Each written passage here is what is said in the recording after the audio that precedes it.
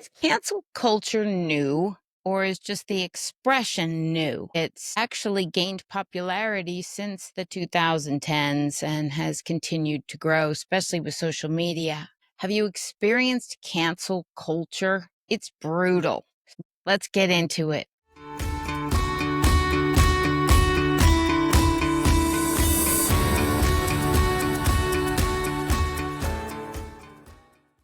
Welcome back to another episode of What the Heck Next. My name is Carrie Morrow. I was a 40-year producer in Hollywood, a real one. I was a line producer and I loved what I did. But about 3 years ago, gone. Hollywood, gone, or at least the way I knew it.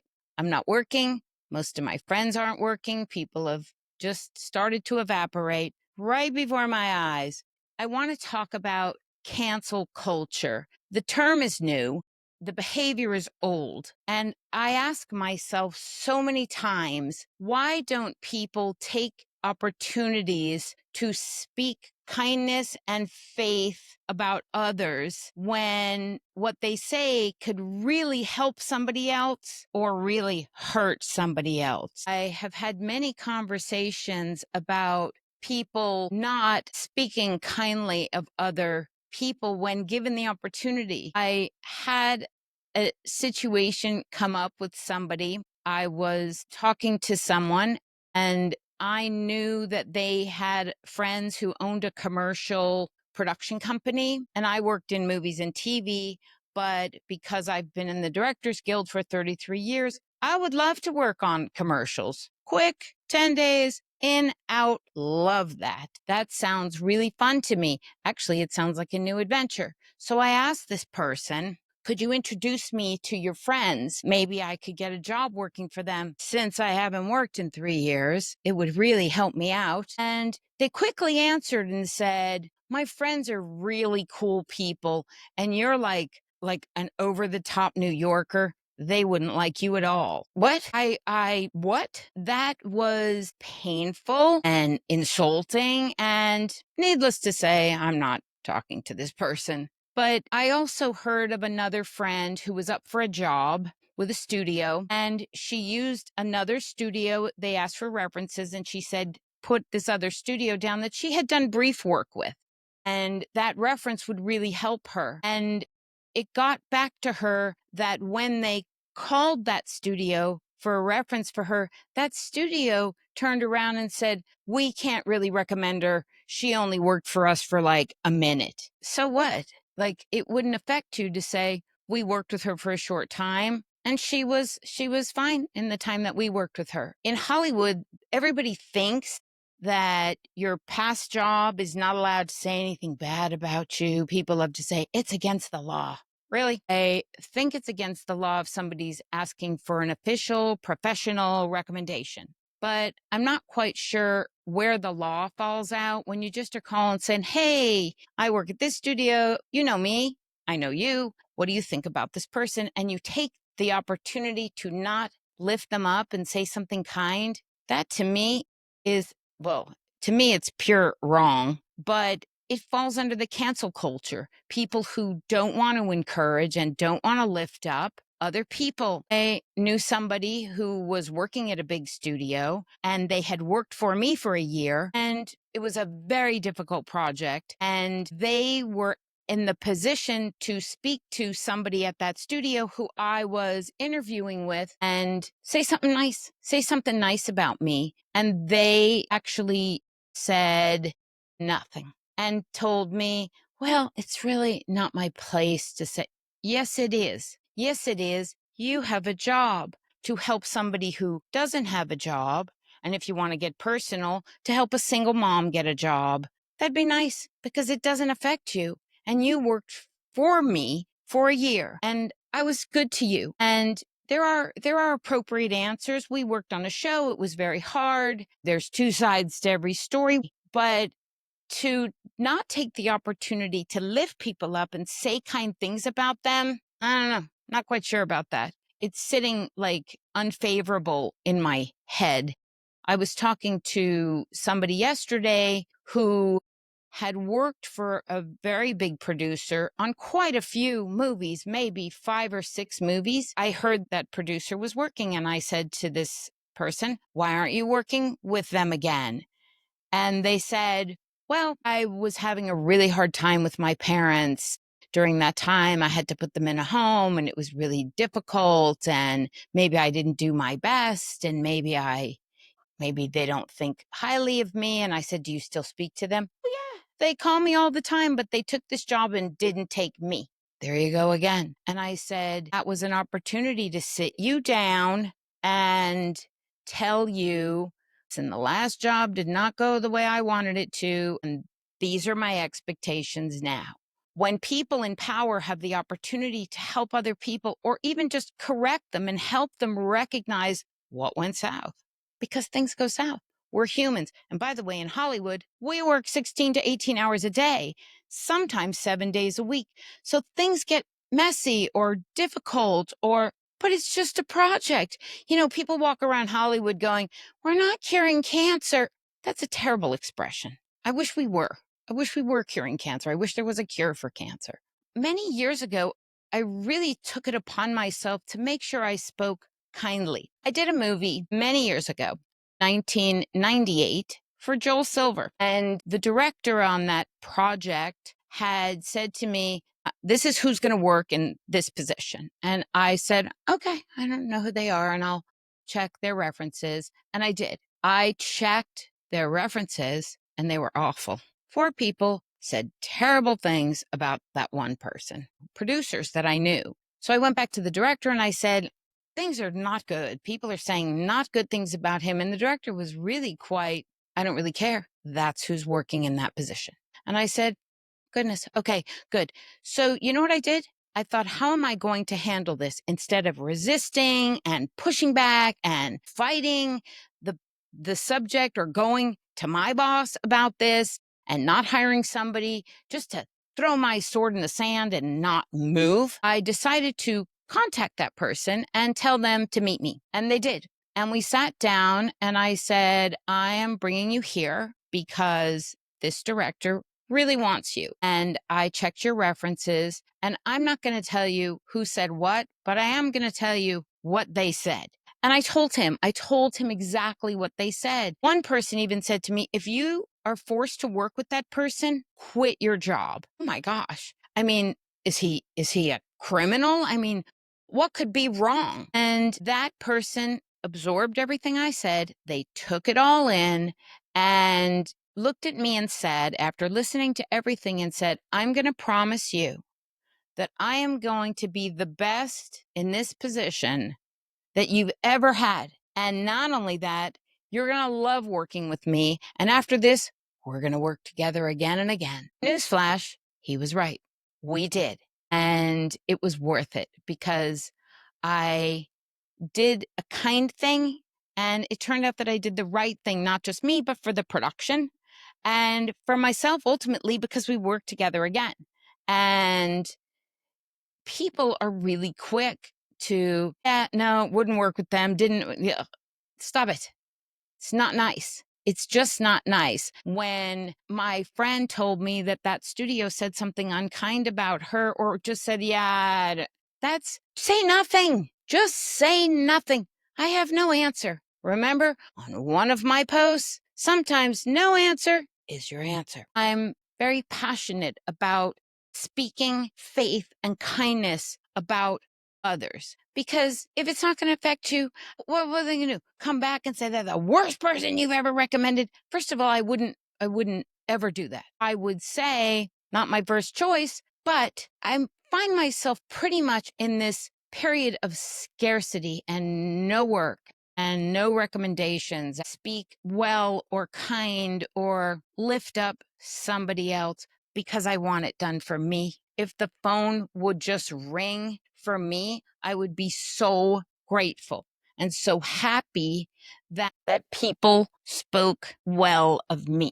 Production is the hardest, brutal, personal job, and it takes very, very specific, special person to survive, not just to work, but to survive. And I would say to people, you come off these productions, there's this thing called post-production blues because you have now spent months of your life working 24 hours a day, 7 days a week. It's not like, oh, I'm going to go home on the weekend. What are you going to do this weekend? There are no weekends. There are no nights. There's no nothing.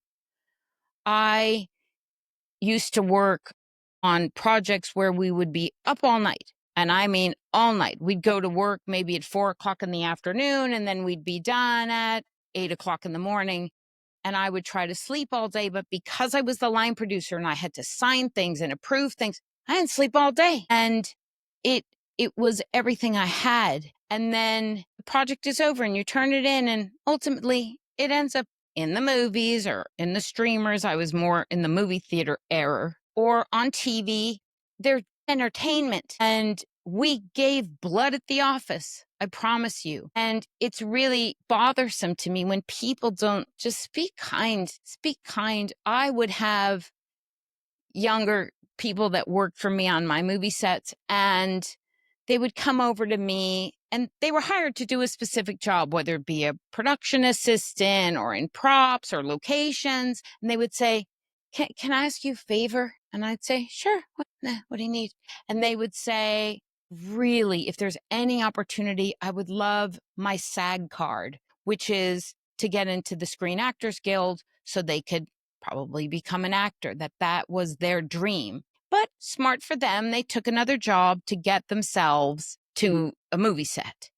I always gave young people the advice of, people would say, how do I get into the movies? How do I get as close as you can to the people that are doing what you want to do? Get in there. Years ago, you could be an intern and people would hire you for nothing, or $50 a day or something, a nominal fee for college credit. But this goes for any profession. Get as close to the people who do what you want to do.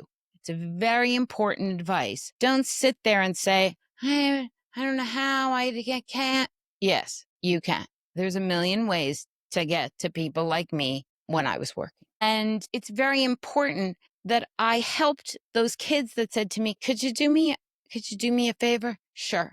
Guess what? I did. Every single time somebody asked me to help them get into SAG or to help them get into the union, I wrote letters to the union. This costumer on a movie, she wanted to get into the union. She was really just a production assistant. I wrote a lovely letter.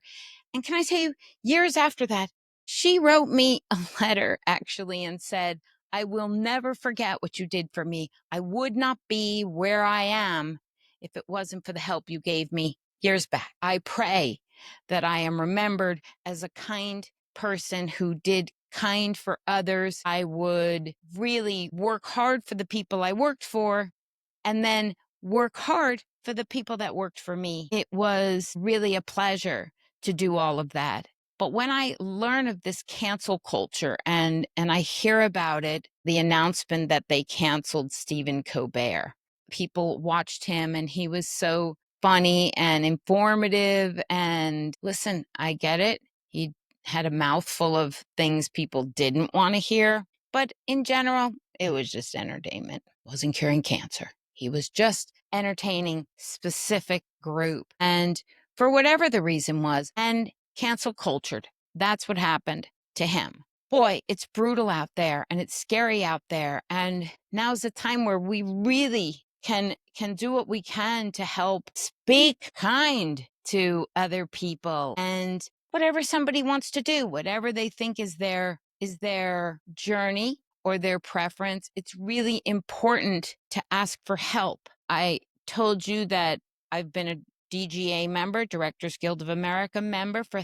33 years. And a few years ago, because there was no work, I didn't have money to qualify for my benefits. So what did they do? Cut them. Me and my children, no benefits. And I've gone around to so many people and said, hey, if there's something I can do on your show to get my money, to get my benefits back, I'd really appreciate it. People who've worked for me, they're in the position to help me, recommend me, think for me. Can I tell you how fast no comes out of their mouth? Nope, can't help you. Oh, okay, I get it. Not everybody is going to help. Most people don't, but it's okay. I used to say there's plenty of pie. There's plenty of pie for everybody. Not really anymore. But when somebody asks for help, it's important to me to not cancel anybody or make them feel like what they wanted never going to happen. I know how that feels. When I ask for help, and I'm not kidding you, people go, yeah, no, sorry, can't help you. It was really lovely yesterday.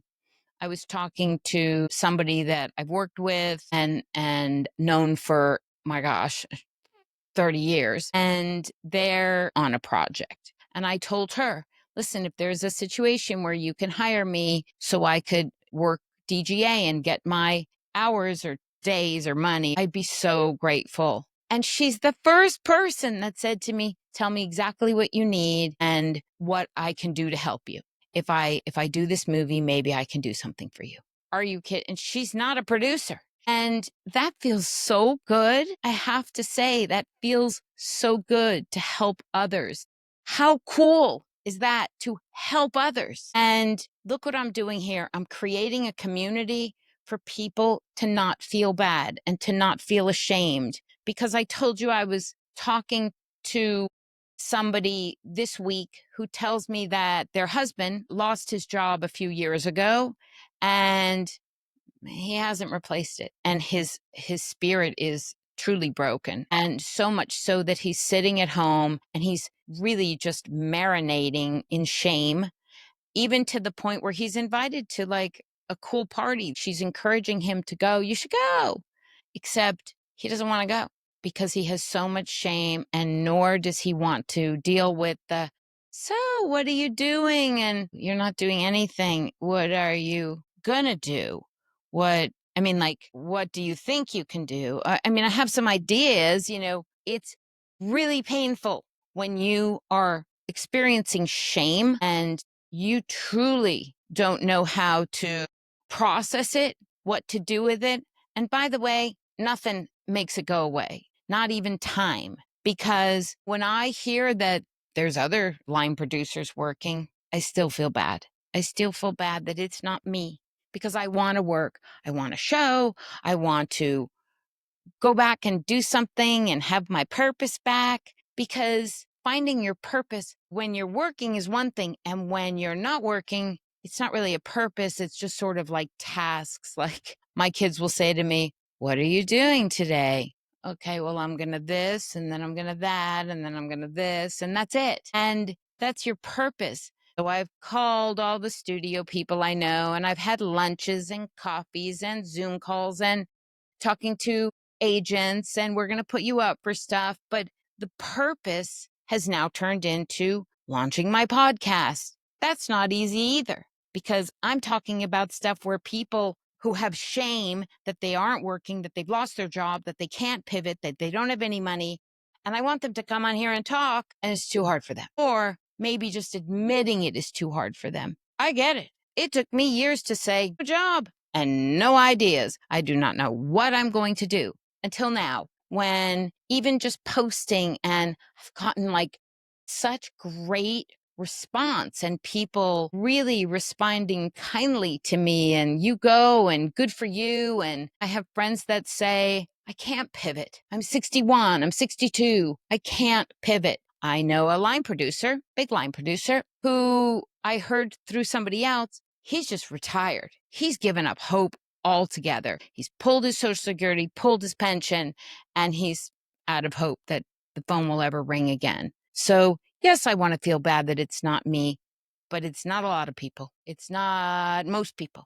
There is a guy, I hope to connect with him. So if you hear this, his name is Patrick Caligari. And a couple years ago, I say that he was the pioneer of going out and reporting on the state of Hollywood and the industry and what's going on. And he had these Instagrams that they were more sort of technical, like what studios were doing and laying off and selling and why things are falling apart and how many people have lost their jobs. And he's done a lot of work to fight for certain things in Hollywood, permits and other things that need correction. And he's done a brilliant job.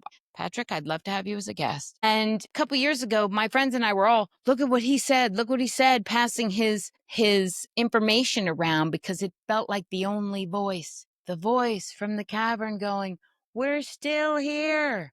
Like I said, I feel like I've drifted out to sea in my little pea green boat and I'm out in the ocean somewhere. I really am. But I'm trying to believe that there is a community of hope that all these people, all of you who were laid off from your Department of Education, Health Department, State Department, Jack Daniels Company, all these people who are losing their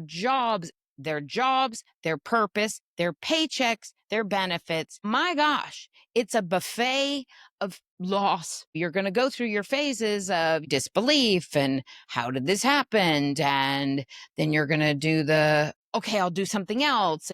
But nothing shows up because jobs are shrinking. Is shrinking jobs. Things are just shrinking right before our eyes. And I'm glad I'm this age because I don't know how to encourage young people to believe that what they really want, which may be Hollywood, maybe a job in the State Department, maybe a job in the government, who are unemployed. And it's not a matter of, well, you made plenty of money. So no, it has nothing to do with that. We don't count our dollars in attach them to, what we did. We had a great life because of what we did. We worked hard. We built a really nice world. And now construction stopped in the middle of building for most of us. I mean, I'm not finished. I have so much to do. I have so much energy and so much to give. And so I believe that podcasting for me and posting, I'm doing my best. I'm getting, my gosh, a lot of views that if people follow me and learn, you may not need this advice today, but believe me, you will. That's the world we live in. That's what's happening, whether it be they're leaving the country or they have to let everything go or they're moving back to their parents' house at 60 years old. Moving home. Home was what we built. Home is not my mother's house.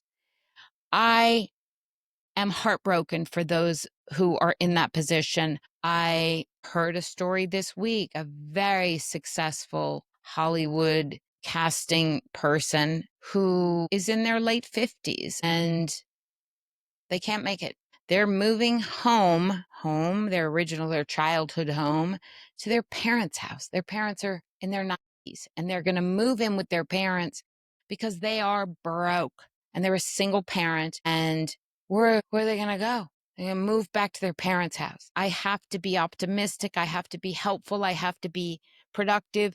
My production office, the nucleus of the production office was always my office. And I was talking to someone who used to work for me recently, and they said, don't you remember? People would pour into Carrie's office and listen to the stories and the Hollywood and the advice. You just spoke, and people just love to listen to you. And I'm remembering that, and I'm doing that now, and I'm working to find my way in this social media thing. As I told you, my daughter told me she's not explaining the internet to me anymore. And every day is me on YouTube learning how to do something else. It's a challenge.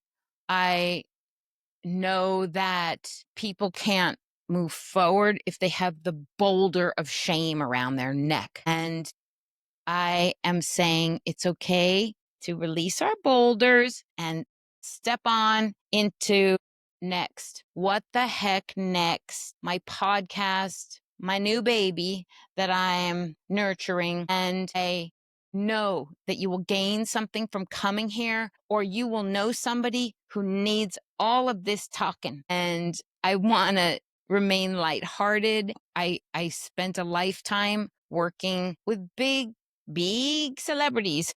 Robert Downey, Jennifer Lopez. I worked with Kevin Costner, Vince Vaughn, Joaquin Phoenix, Val Kilmer, Kevin Hart. When every production ended, it was post-production blues. And right now, it's post-production blues for those of us who aren't on production. It hurts, but it starts to hurt less when you feel like you're at least being productive or purpose or having something to do or someone to listen to. So take me on a walk, listen to me. I guarantee you somebody's going to benefit from everything I have to say, even if it's not you. Somebody in your life may need to hear what the heck happened and what the heck next. My name is Carrie Morrow. Please follow me. Thanks so much for coming. Please subscribe where you get your podcasts, YouTube, Spotify, Apple, and more. Like and follow me for new episodes.